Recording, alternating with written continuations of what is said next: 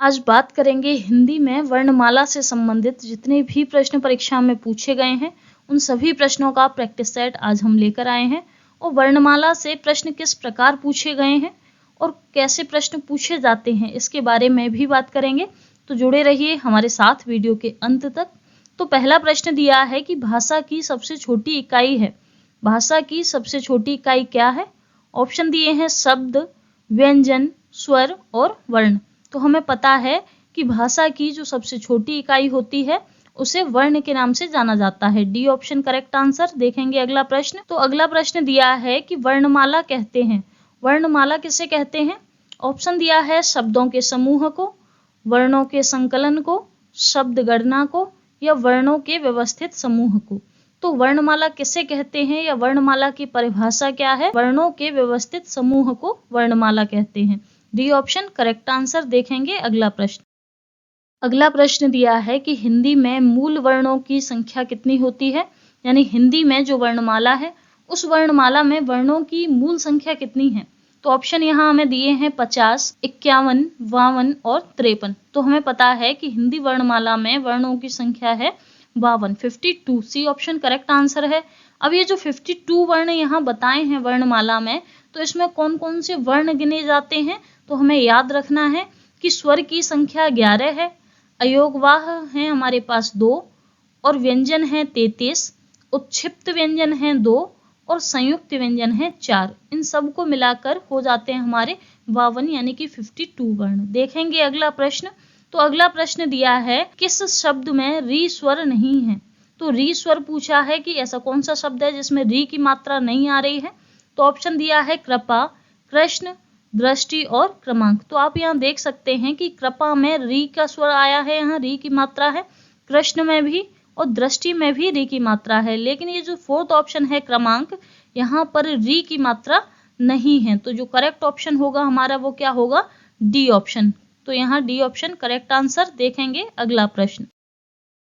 अगला प्रश्न दिया है कि हिंदी वर्णमाला में अयोगवाह वर्ण कौन से हैं? तो ऑप्शन यहाँ हमें दिया है अ, आ, बी ऑप्शन ई और ई, सी ऑप्शन उ और ऊ, डी ऑप्शन अंग और अह। तो हमें पता है कि हिंदी वर्णमाला में अयोगवाह 2 दिए हुए हैं, जिसमें एक होता है अनुस्वार और एक होता है विसर्ग। तो डी ऑप्शन में दिया हुआ है अंग, जैसे कि अनुस्वार कहते हैं, और दिया है अह, जैसे कि विसर्ग कहते हैं। तो डी ऑप्शन करेक्ट आंसर होगा। अंग और अह अयोगवाह वर्ण है। अगला प्रश्न देखेंगे। अगला प्रश्न दिया है कि कौन सा वर्ण घोष नहीं है? घोष से तात्पर्य है यहाँ सघोष से। तो वर्ण जो हैं वो 2 प्रकार के बताए हैं, सघोष और अघोष।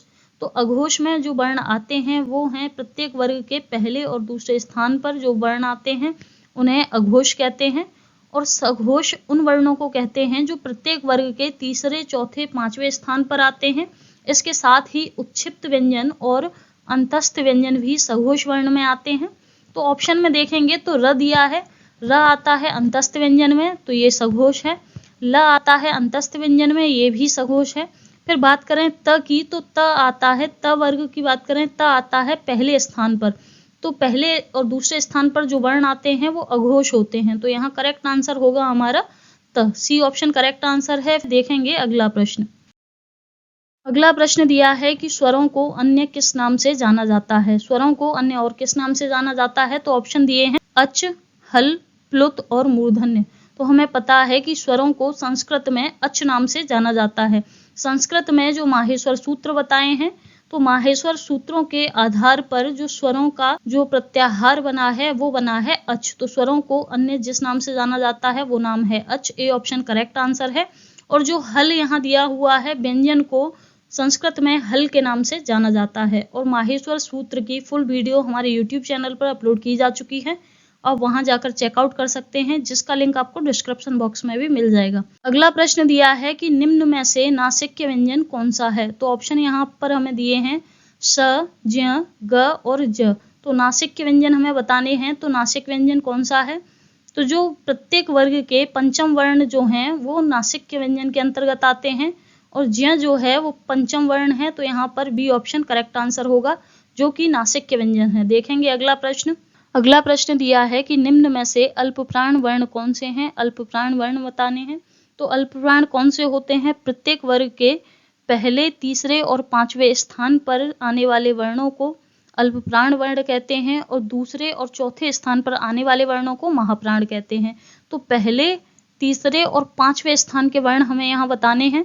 तो पहला ऑप्शन दिया है क ख, तो क आता है पहले नंबर पे, ख आता है दूसरे नंबर पे। बी ऑप्शन दिया है क और ग, तो क आता है पहले नंबर पे और ग आता है तीसरे नंबर पे। तो हमें यहाँ क्या बताना है, अल्पप्राण वर्ण कौन से हैं। तो अल्पप्राण वर्ण कौन से होते हैं, पहले, तीसरे और पांचवें स्थान पर जो आते हैं। तो यहाँ पहले और तीसरे स्थान पे आ रहा है, क पहले स्थान पे और ग है तीसरे स्थान पे। तो बी ऑप्शन करेक्ट आंसर है। देखेंगे अगला प्रश्न। अगला प्रश्न दिया है कि निम्न में से इकारांत शब्द कौन सा है। इकारांत का अर्थ क्या होता है, यानी जिस शब्द का जो अंत है वो छोटी ई पर हो उसे इकारांत शब्द कहते हैं। तो ऑप्शन यहाँ दिए हैं व्यंजनों, ध्वनि, अपराधिनी और संभावनाएं। तो हमें इनमें से वो शब्द ढूंढना है जिसका अंत छोटी ई की मात्रा से हो या छोटी ई से हो। तो यहाँ हम देखेंगे तो ध्वनि शब्द जो है इसमें छोटी ई की मात्रा पर यहाँ अंत हो रहा है शब्द का ध्वनि। तो यहाँ पर बी ऑप्शन करेक्ट आंसर। देखेंगे अगला प्रश्न। तो दिया है कि छ ध्वनि किसके अंतर्गत आती है, मूल स्वर, घोष वर्ण, संयुक्त वर्ण और तालव्य वर्ण। तो संयुक्त व्यंजन में कौन कौन से आते हैं, छ, त्र, ज्ञ और श, ये आते हैं संयुक्त व्यंजन में। तो छ की जो ध्वनि है वो किसके अंतर्गत आएगी, संयुक्त वर्ण के अंतर्गत। तो यहाँ पर जो करेक्ट ऑप्शन होगा वो होगा सी ऑप्शन, संयुक्त वर्ण। देखेंगे अगला प्रश्न। अगला प्रश्न दिया है कि ओ और औ वर्ण कहलाते हैं। ओ और औ वर्ण किसके द्वारा बोले जाते हैं, क्या कहलाते हैं। तो ऑप्शन दिया है दंत्योष्ठ, कंठ तालव्य, कंठ ओष्ठ और नासिक्य। तो यहाँ जो करेक्ट ऑप्शन होगा वो होगा ओ और औ का जो उच्चारण स्थान है वो है कंठ्योष्ठ, सी ऑप्शन करेक्ट आंसर। देखेंगे अगला प्रश्न। अगला प्रश्न दिया है कि ज्ञ वर्ण किसके सहयोग से बना है। तो ज्ञ वर्ण जो है हिंदी वर्णमाला में जो संयुक्त व्यंजन है जो कि 4 हैं, जिसमें आता है छ, त्र, ज्ञ और श। तो ज्ञ क्या है, एक संयुक्त व्यंजन है। जब दो व्यंजन आपस में मिलते हैं तब एक संयुक्त व्यंजन बनता है। तो ज्ञ किसके सहयोग से बना है, ऑप्शन दिया है हलंत युक्त ज से और ज्य से। तो बी ऑप्शन करेक्ट आंसर है। देखेंगे अगला प्रश्न। अगला प्रश्न दिया है छ वर्ण है। छ वर्ण क्या है, ऑप्शन दिए हैं महाप्राण, अघोष, अल्पप्राण और ए और बी दोनों। तो सबसे पहले छ वर्ण किस वर्ग में आता है उस वर्ग को हम देखें। तो छ आता है च वर्ग में। तो छ जो है वो दूसरे स्थान पे आता है। तो दूसरे स्थान की बात करें तो जो वर्ण पहले और दूसरे स्थान पे आते हैं वो अघोष कहलाते हैं। तो यहाँ पर अघोष ऑप्शन सही है। फिर बात करें, पहला ऑप्शन दिया है महाप्राण। तो जो वर्ण दूसरे और चौथे स्थान पर आते हैं उन्हें महाप्राण कहते हैं। तो छ दूसरे स्थान पे आ रहा है तो छ महाप्राण भी है। तो छ वर्ण महाप्राण अघोष दोनों है, इसलिए डी ऑप्शन सही होगा, ए और बी दोनों। ये अल्पप्राण नहीं है क्योंकि अल्पप्राण कौन से होते हैं, जो 1, 3 और 5वें नंबर पर जो वर्ण आते हैं वो अल्पप्राण होते हैं। अगला प्रश्न देखेंगे तो दिया है कि उत्क्षिप्त ध्वनि का प्रयोग हुआ है। तो यहाँ ऑप्शन दिए हैं, इन ऑप्शन में से ऐसा कौन सा शब्द है जिसका निर्माण उत्क्षिप्त ध्वनि के माध्यम से हुआ है। तो ऑप्शन दिया है आरजू, खसरा, पढ़ाई और जफर। तो हमें पता है कि उत्क्षिप्त व्यंजन जो हैं वर्णमाला में वो 2 हैं, अड़ और अड़ा। तो यहाँ पर जो शब्द आ रहा है पढ़ाई, तो यहाँ पर ये जो ड़ा दिया हुआ है ये आता है उत्क्षिप्त व्यंजन में। और जो उत्क्षिप्त व्यंजन होते हैं वो सदैव शब्द के बीच में इनका प्रयोग होता है। इनका प्रयोग कभी भी शब्द के शुरुआत में, प्रारंभ में नहीं होता। उत्क्षिप्त व्यंजन सदैव शब्द के बीच में आते हैं। तो सी ऑप्शन करेक्ट आंसर है। देखेंगे अगला प्रश्न। अगला प्रश्न दिया है कि हिंदी भाषा में ह्रस्व स्वरों की संख्या कितनी है। हिंदी भाषा में जो वर्णमाला है उसमें ह्रस्व स्वर कितने हैं। कि वर्णमाला में ह्रस्व स्वरों की संख्या है 4, जिसमें आते हैं ह्रस्व स्वरों में अ, ई, उ और री। फिर देखेंगे अगला प्रश्न। तो दिया है कि री को वर्णमाला में स्थान दिया गया है। री वर्ण जो है इसे वर्णमाला में कौन सी जगह दी गई है। ऑप्शन दिया है स्वर, व्यंजन, द्विगुण व्यंजन और संयुक्त व्यंजन। तो इससे पहले हमने पढ़ा कि ह्रस्व स्वरों में जो 4 स्वर हैं उनमें आता है अ, ई, उ और री। तो री को जो स्थान दिया गया है वो दिया है स्वर में। A option correct answer. देखेंगे अगला प्रश्न। अगला प्रश्न दिया है कि इनमें से स्पर्श व्यंजन वर्ग कौन सा है। यानी ये जो ऑप्शन यहाँ दिए गए हैं हमें, इनमें से स्पर्श व्यंजन का वर्ग कौन सा है। तो स्पर्श व्यंजन के वर्ग को याद करने की जो ट्रिक थी वो थी कचट तप, यानी क वर्ग, च वर्ग, ट वर्ग, त वर्ग और प वर्ग। तो यहाँ पर क वर्ग दिया है, त वर्ग दिया है और च वर्ग दिया है, यानी ये सभी जो वर्ग हैं ये स्पर्श व्यंजन में आते हैं और स्पर्श व्यंजन के वर्ग को याद करने की ट्रिक थी कचट तप। फिर देखेंगे अगला प्रश्न। तो अगला प्रश्न दिया है कि व्यंजन की परिभाषा है। व्यंजन की क्या परिभाषा है?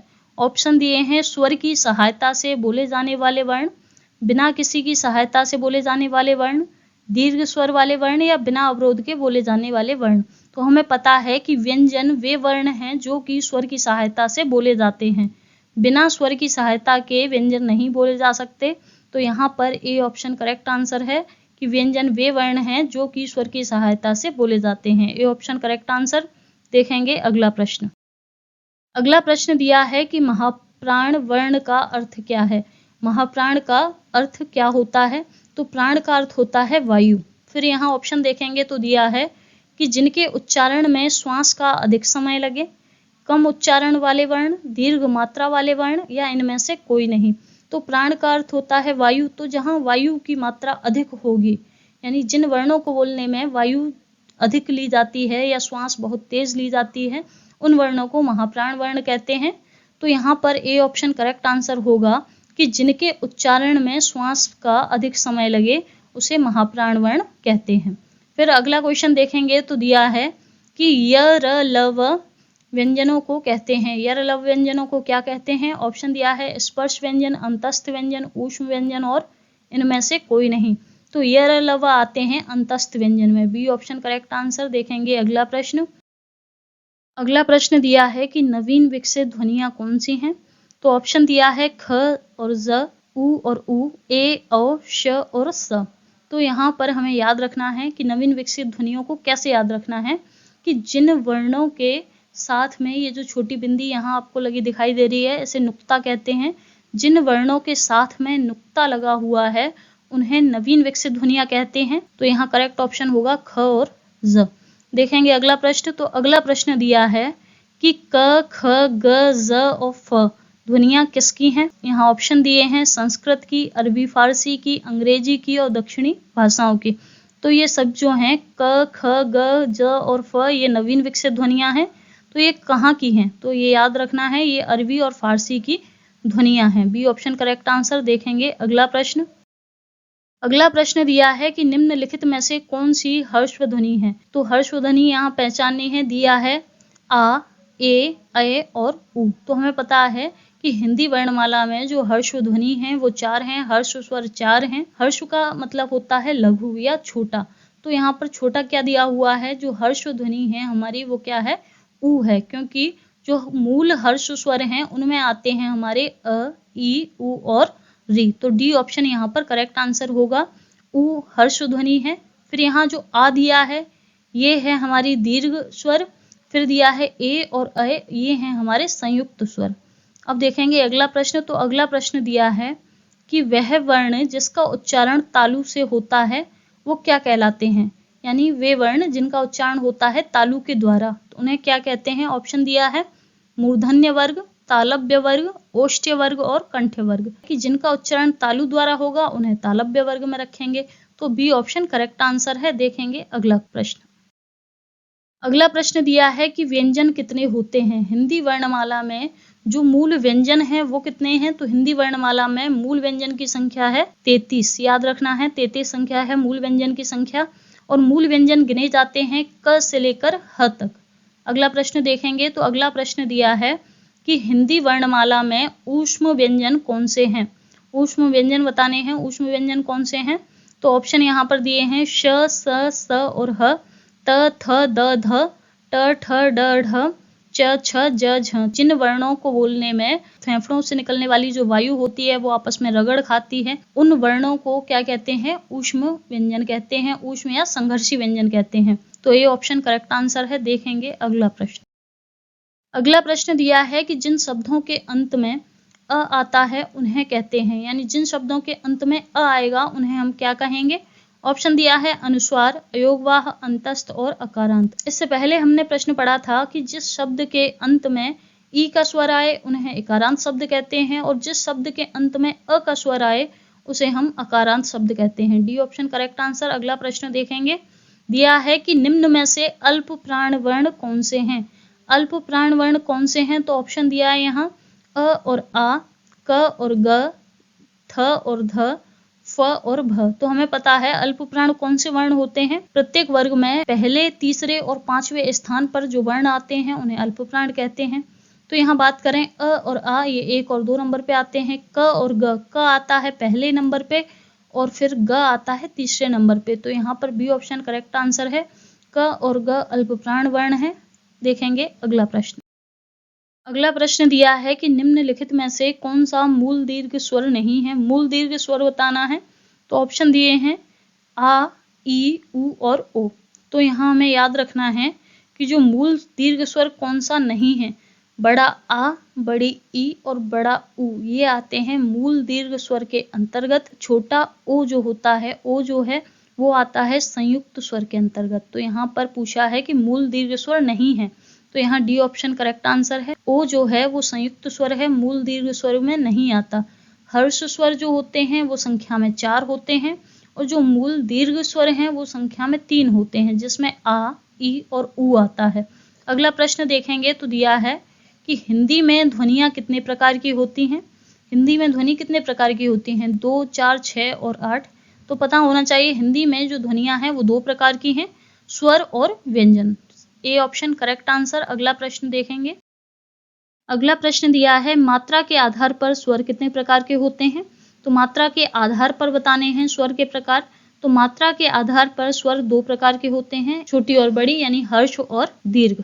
तो यहाँ मात्रा के आधार पर स्वर 2 प्रकार के हैं। अगला क्वेश्चन देखेंगे, दिया है अगला क्वेश्चन दिया है जिह्वा के आधार पर स्वर कितने प्रकार के होते हैं। ऑप्शन दिए हैं 2, 3, 4 और 5।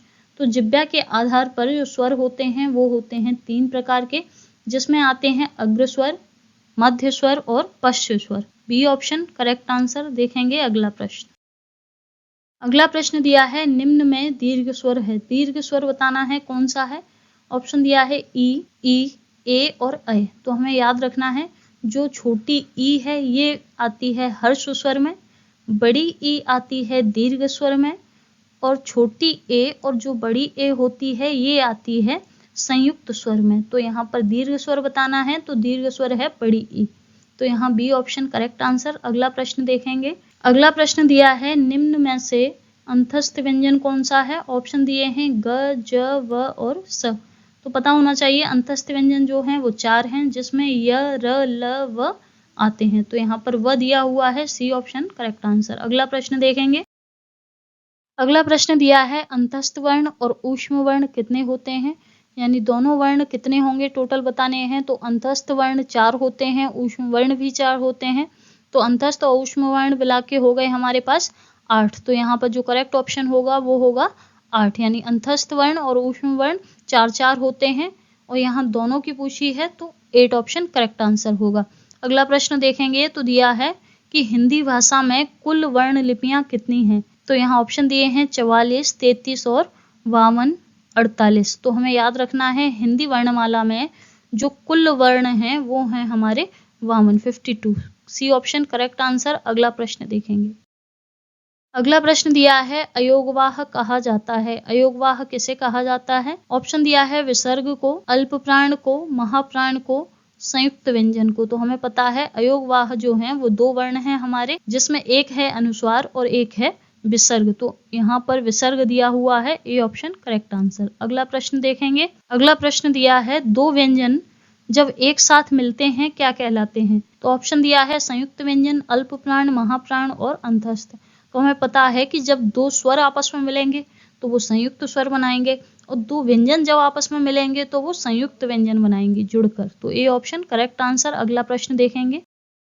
अगला प्रश्न दिया है निम्न में से कौन सा व्यंजन संघर्षी है, यानी हिंदी वर्णमाला में संघर्षी व्यंजन कितने हैं। तो हमें पता है हिंदी वर्णमाला में संघर्षी व्यंजन 4 हैं। ऑप्शन में दिया है झ, ठ, ह और म। तो संघर्षी व्यंजन कौन से हैं, तीनों प्रकार के स और ह, श, स और ह। तो यहाँ ऑप्शन में ह दिया हुआ है, तो करेक्ट आंसर होगा हमारा ह, सी ऑप्शन करेक्ट आंसर। अगला प्रश्न देखेंगे। तो दिया है कि विसर्ग से बना शब्द कौन सा है। ऐसा कौन सा शब्द है जिसमें विसर्ग का प्रयोग हुआ है। ऑप्शन दिया है अध, निस्संदेह, द्वित्व और थोड़ा सा। कि निस्संदेह में विसर्ग का उपयोग हुआ है। B option correct answer. अगला प्रश्न देखेंगे। अगला प्रश्न दिया है हिंदी भाषा की लिपि क्या है। तो यहाँ ऑप्शन दिए हैं गुरुमुखी, ब्राह्मी, देवनागरी और सौराष्ट्री। तो हमें पता होना चाहिए हिंदी भाषा की जो लिपि है वो है Devanagari. C option correct answer. वही संस्कृत की भी जो लिपि है वो देवनागरी है। देखेंगे अगला प्रश्न। तो दिया है, अगला प्रश्न दिया है वर्ण तालिका के अनुसार ह्रस्व, दीर्घ और प्लुत क्या है। वर्ण तालिका में जो ह्रस्व, दीर्घ और प्लुत के बारे में बताया है ये किसके अंतर्गत आते हैं। ऑप्शन दिया है स्वर, व्यंजन, मात्रा और विसर्ग। तो हमें पता है कि ह्रस्व, दीर्घ और प्लुत ये सब आते हैं स्वर के अंतर्गत। A option correct answer. देखेंगे अगला प्रश्न। अगला प्रश्न दिया है कि भारतवर्ष में हिंदी क्या है, यानी भारत में जो हिंदी बोली जाती है वो क्या है। राजभाषा, राष्ट्रभाषा, विभाषा और तकनीकी भाषा। तो पता होना चाहिए कि भारत में कोई भी राष्ट्रभाषा नहीं है। हिंदी जो है भारत में राजभाषा के रूप में इसका प्रयोग किया जाता है, आधिकारिक भाषा के रूप में किया जाता है। तो हिंदी राजभाषा है। A option correct answer. अगला प्रश्न देखेंगे। दिया है, अगला प्रश्न दिया है कि भारतीय संविधान में किस अनुच्छेदों में राजभाषा संबंधी उल्लेख किया गया है, यानी भारतीय संविधान में कौन से ऐसे अनुच्छेद हैं जिसमें कि राजभाषा के संबंध में बताया है। तो हमें यहाँ याद रखना है बी ऑप्शन यहाँ करेक्ट आंसर है कि 343 से 351 तक के अनुच्छेद में राजभाषा के संबंध में बताया गया है। देखेंगे अगला प्रश्न। अगला प्रश्न दिया है कि हिंदी भाषा का जन्म हुआ है। हिंदी भाषा का जन्म कहाँ से हुआ है। ऑप्शन दिया है अपभ्रंश से, लौकिक संस्कृत से, पाली प्राकृत से, वैदिक संस्कृत से। तो याद रखना है ये प्रश्न परीक्षा में पूछे गए हैं। हिंदी भाषा का जन्म हुआ है अपभ्रंश से। A option correct answer. अगला प्रश्न देखेंगे। तो दिया है कि हिंदी स्वरों का वर्गीकरण जब जीव के भाग के आधार पर किया जाता है तो निम्नलिखित में से कौन सा भेद इसके अंतर्गत नहीं आता। कि जीव के आधार पर स्वरों को 3 भागों में बांटा गया है, जिसमें आता है अग्र स्वर, मध्य स्वर और पश्च स्वर। तो यहाँ नेगेटिव क्वेश्चन पूछा है कि इनमें से कौन सा भेद नहीं आता। तो यहाँ गलत जो है वो है विव्रत स्वर। तो यहाँ पर डी ऑप्शन करेक्ट आंसर है। देखेंगे अगला प्रश्न। अगला प्रश्न दिया है अनुस्वार किसका कार्य करता है। ऑप्शन दिए हैं विसर्ग का, चंद्रबिंदु का, पंचम वर्ण का और स्वर का। तो हमें पता होना चाहिए कि अनुस्वार किसका कार्य करता है। तो वो करता है पंचम वर्ण का। सी ऑप्शन करेक्ट आंसर है। जो स्पर्श व्यंजन है, स्पर्श व्यंजन का जो 5वां वर्ण है, प्रत्येक वर्ग का जो 5वां वर्ण है वो अनुस्वार का कार्य करता है। तो यहाँ सी ऑप्शन करेक्ट आंसर है। अगला क्वेश्चन देखेंगे। तो दिया है कि य, र, ल, व व्यंजनों को क्या कहते हैं। तो स्पर्श व्यंजन, अंतस्थ व्यंजन, ऊष्म व्यंजन या इनमें से कोई नहीं। तो याद रखना है य, र, ल, व जो हैं ये आते हैं अंतस्थ व्यंजन में। हिंदी वर्णमाला से संबंधित जितने भी प्रश्न परीक्षाओं में पूछे गए हैं उन सभी के बारे में जाना तो जुड़े रहिए हमारे साथ हमारे YouTube चैनल से। अगर आपको ये वीडियो पसंद आई हो तो लाइक, शेयर, कमेंट और सब्सक्राइब जरूर करें। मिलते हैं अगली एक ऐसी ही नई वीडियो में। जय हिंद, जय भारत।